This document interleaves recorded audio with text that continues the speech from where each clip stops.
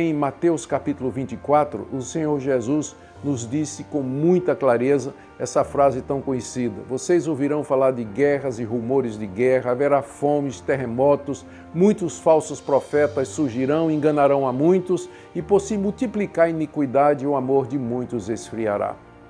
Não há nenhuma novidade disso. O Senhor nos avisou. Essas coisas vêm acontecendo desde que Ele regressou aos céus. Por exemplo, o relativismo dentro da igreja. O que é mais preocupante é que essa decadência cultural não ficou apenas do lado de fora da igreja. Hoje nós vemos púlpitos que evitam a confrontação do pecado, igrejas que abandonaram a sã doutrina para agradar os ouvintes e aumentar os seus números, cristãos que querem um Deus que os sirva e não que os governe. A apostasia se tornou palatável e a verdade insuportável. Essa é a triste realidade. Queridos, os cristãos não estão imunes. E você pode pensar, isso aqui está acontecendo com o mundo e não comigo. Mas eu preciso dizer a você a verdade. O que acontece lá fora logo vai bater na porta da sua própria casa. As redes sociais, elas já moldam sua visão de mundo. As ideologias já chegaram às escolas dos seus filhos, você sabe disso. A superficialidade já penetrou nos seus hábitos devocionais e a frieza espiritual vai se instalando bem devagar. É como uma névoa, que encobre a visão até que o caminho desapareça. Você que já dirigiu na neblina, sabe o que é que eu estou falando, sabe o que é que eu estou dizendo. É isso que muitas pessoas não percebem. A guerra espiritual não é apenas um conceito abstrato. Ela é real, ela é presente e você está dentro dela, queira ou não queira. Preste atenção, nos próximos minutos eu quero lhe mostrar o que é que a Bíblia ensina sobre essa guerra invisível e o que acontece com aqueles que tentam enfrentá-la desarmados, despreparados, sem condições realmente de enfrentar o inimigo formidável que nós temos diante de nós. A verdadeira guerra, ela é espiritual. Acho que você já entendeu, não é? Que tem uma guerra em andamento, mas ela não é visível aos olhos naturais. Ela não está apenas nos palcos da política ou nos campos de batalha, nos gabinetes dos que decidem os destinos do mundo. Ela acontece todos os dias no coração dos homens. E a Bíblia tem um nome para isso. Chama-se guerra espiritual. Eu quero ler para você o que Paulo disse em Efésios capítulo 6, verso 12. A nossa luta não é contra carne e sangue, mas contra os principados, contra as potestades, contra os dominadores desse mundo tenebroso, contra as forças espirituais do mal nas regiões celestiais. Paulo não está escrevendo isso como uma metáfora. Ele está nos alertando para uma realidade invisível, porém muito concreta. Existe um sistema espiritual comandado por Satanás, atuando para destruir a fé, a verdade e o povo de Deus. Mas como é que essa guerra se manifesta se ela é invisível? Como é que podemos percebê-la? Essa guerra acontece quando você é tentado a viver como se Deus não existisse. Quando você relativiza a palavra. Quando você troca a santidade pela aprovação. Quando você abre mão da obediência a Deus por conveniência pessoal, lucro pessoal, alguma vantagem pessoal. Essa guerra se manifesta no entretenimento que emburrece a alma, no ensino que despreza a Escritura, no cristianismo diluído que se adapta ao mundo em vez de confrontá-lo. Muitos estão desarmados, eu já disse isso, e agora eu quero voltar a esse ponto. E o problema é que eles estão tentando enfrentar essa guerra desarmados, sem a armadura de Deus, sem discernimento, sem tempo de oração, sem raiz na palavra de Deus. Em outras palavras, eles estão tentando sobreviver com versículos soltos no Instagram, com alguma live esporádica que eles assistem com o seu pregador predileto ou com o influenciador predileto, com fé herdada, mas não firmada. A carta de Judas começa dizendo assim: exorto-vos a batalhar diligentemente pela fé que uma vez por todas foi entregue aos santos. Batalhar pela fé. Não viver de maneira passiva, esperando que tudo se resolva. Infelizmente, muitos estão nessa situação. Essa fé que Deus nos deu, ela será preservada nunca automaticamente, porque ela precisa ser defendida, protegida, fortalecida, como Judas nos diz no início da sua carta. Como pastor, já vi muitos irmãos naufragarem na fé por não estarem preparados. Eu digo isso com muita tristeza, acompanhei muitos casos de queda e apostasia. Gente sincera, mas sem alicerce. Gente que amava Jesus, mas que foi levada por ventos de doutrina, por crises pessoais, por decepções. Por quê? Não estavam firmados na palavra de Deus. Não estavam firmados no alicerce e não tinham a arma para poder enfrentar essa guerra espiritual constante.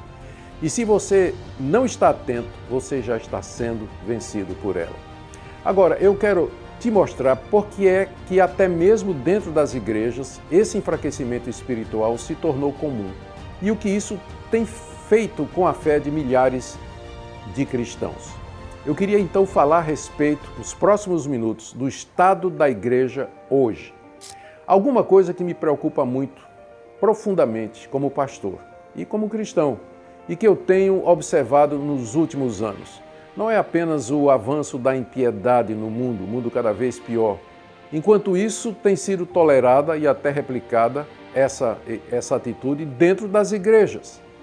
Existe muita superficialidade no púlpito e nos bancos. O púlpito, que deveria ser o lugar da exposição fiel das Escrituras, muitas vezes se tornou um palco. Nós substituímos a doutrina pela motivação, em vez de pregadores, coaches. O Evangelho nós transformamos em autoajuda e trocamos a cruz pela performance. Em vez de culto, temos show. Pregadores que evitam textos difíceis, músicas que exaltam o homem mais do que a Cristo, sermões que giram em torno de você pode, em vez do ele é, e o povo de Deus faminto por profundidade, mais alimentado com açúcar. E aqui é que entra o relativismo e pragmatismo eclesiástico nas igrejas. Nós vivemos hoje uma fé pragmática. O que importa não é se é bíblico, é se funciona. O certo é o que dá resultado nessa perspectiva. Não se é santo, é se lota a igreja. Não é se glorifica a Deus, é se dá resultado. Esse tipo de mentalidade está envenenando a igreja.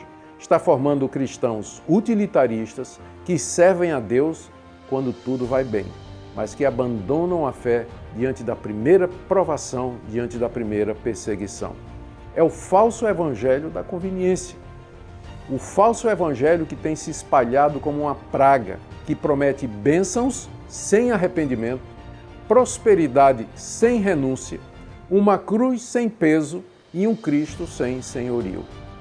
Mas esse não é o evangelho dos apóstolos, esse não é o evangelho de Cristo, esse não é o evangelho que salva, esse não é o evangelho bíblico que nos foi deixado nas Escrituras. A verdade é que os cristãos estão sem raízes. O que é que acontece? Multidões dizem seguir a Jesus, igrejas lotadas, mas não conhecem seus mandamentos, não suportam ouvir sobre pecado, não têm prazer na oração, não suportam doutrina sólida. É a geração do meu Jesus, moldada à imagem dos próprios desejos, que ignora a soberania de Deus, rejeita a disciplina e confunde liberdade com rebeldia. Que tristeza para nós! Eu tenho andado por muitas igrejas ao longo da minha vida ministerial. No Brasil, nos Estados Unidos, na Europa, na África. Já preguei em comunidades pequenas e em grandes catedrais, para multidões até. E o que mais me entristece é ver que em muitos lugares a escritura, a exposição bíblica já não está mais no centro. Ela está lá, aberta nos púlpitos, mas ela não é mais a autoridade final. Ela é lida, mas não é obedecida. Ela é pesquisada, mas ela não é seguida. E não é à toa, portanto, que tantos estão desanimados. Estão fracos, espiritualmente doentes. Por quê? O que tem sido pregado não cura, o que tem sido cantado não santifica e o que tem sido ensinado não transforma. E é por isso que, a partir de agora, eu quero levar você a refletir sobre uma pergunta que talvez você evite já há algum tempo. A pergunta é essa: você está espiritualmente preparado? Você está espiritualmente preparado? Essa é a pergunta que ninguém quer fazer e muito menos responder. Veja, até aqui nesse vídeo eu falei a respeito do mundo, sobre os sinais, sobre a igreja, mas agora eu quero falar com você. Se tudo isso for verdade, se nós estamos vivendo mesmo uma guerra espiritual, se estamos sendo enfraquecidos pela superficialidade, pela distração, pela mentira, então me responda com sinceridade essas perguntas existenciais e espirituais. Vamos lá. Você está espiritualmente preparado? Preparado para discernir entre a verdade e o erro? Para enfrentar sofrimento sem desmoronar na fé? Para resistir quando todos ao seu redor estiverem cedendo? Outra pergunta: você conseguiria se sustentar espiritualmente se em meio à perseguição sua igreja fechasse? Se você não tivesse mais pregações prontas, reels devocionais, frases motivacionais no Instagram?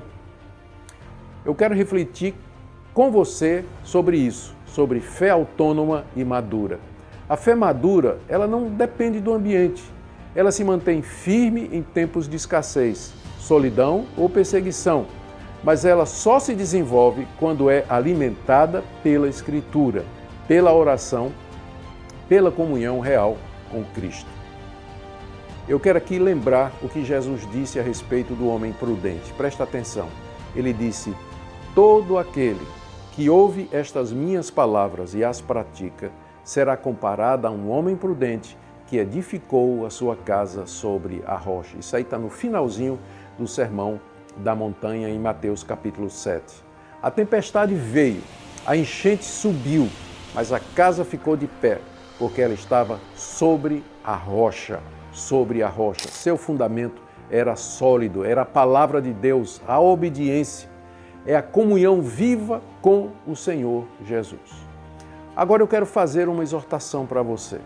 Talvez você vá à igreja todo domingo, talvez você até ore antes das refeições, mas no fundo você sabe que sua fé é rasa, que você depende de terceiros para interpretar a Bíblia, que você não tem constância na palavra de Deus, nem convicção firme no que você crê. Se você olhar para dentro de você e fizer uma análise sincera, você vai ver que essas coisas são verdade. Mas eu não estou dizendo isso para envergonhar você, nem para te alertar, a não ser para avisar você que, se Deus quiser e se Deus lhe despertar, ainda há tempo. Ainda dá tempo de voltar para a base, de firmar os pés na rocha, de preparar, não com medo, mas com convicção para essa batalha na qual você está envolvido. E agora eu quero lhe mostrar por onde começar, como resistir com firmeza, como se blindar espiritualmente com a única arma que nunca falha, que é a palavra de Deus. Nós somos chamados para resistir com firmeza nessa guerra espiritual na qual nós estamos totalmente envolvidos. Agora, se há uma coisa que o cristão não pode fazer nesses tempos, é viver de maneira passiva, deixar a fé no automático, esperar que alguém o alimente, enquanto ele mesmo permanece estagnado. Essa é a pior atitude e a pior estratégia. Resistir espiritualmente não significa sentir coisas profundas, tem muita gente buscando isso, não é? Experiências, mas significa estar alicerçado na verdade. A fé bíblica não é alimentada por sensações, mas por convicções. Como Paulo diz lá em Romanos 12, não vos conformeis com esse século, mas transformai-vos pela renovação da vossa mente. A resistência começa aqui, na mente. A mente só é renovada pela palavra de Deus. Não há outra maneira dessa renovação existir que não seja pela Escritura, a revelação final de Deus. Efésios 6 nos mostra como resistir. Paulo diz: revesti-vos de toda a armadura de Deus para que possais resistir no dia mau. Você quer resistir? Então vista-se da verdade, proteja-se com a justiça, avance com os pés firmes no Evangelho da paz, erga o escudo da fé e ponha o capacete da salvação. e, sobretudo, não esqueça a única arma ofensiva na armadura, use a espada do Espírito, que é a palavra de Deus. A resistência não é heróica, ela é obediente. Resistir não é ser um herói, é ser obediente. É continuar crendo, mesmo quando o mundo zomba e quando tudo dá errado. É continuar lendo, mesmo quando não sente nada. Continuar orando, mesmo quando não vê respostas. A fé verdadeira não precisa de aplausos, ela precisa de raiz. E a fé vem pelo ouvir a palavra de Deus. Agora eu quero fazer uma referência histórica. A igreja perseguida, ela resistiu pela palavra. A igreja não sobreviveu aos séculos por causa de estruturas, poder político ou dinheiro. Ela sobreviveu porque sempre teve um povo escondido na palavra. Na prisão, no deserto, nas catacumbas, na clandestinidade, o que manteve a fé viva foi o texto sagrado, através dos 2000 anos de história da igreja. A Bíblia, doutrina pura, verdade revelada. É nela que a igreja encontrou seu apoio e encorajamento. A minha pergunta agora é: você está resistindo assim? Ou tem vivido de forma vulnerável, confusa, exposta às mentiras do nosso tempo? Como você tem vivido? Se você quer resistir com firmeza, precisa se preparar de verdade. Você precisa de direção, precisa de profundidade e de constância. E não dá mais para viver no piloto automático, não mais nos nossos dias. Não dá mais para a gente viver à margem da palavra de Deus. Estamos vendo aí o caos que isso significa.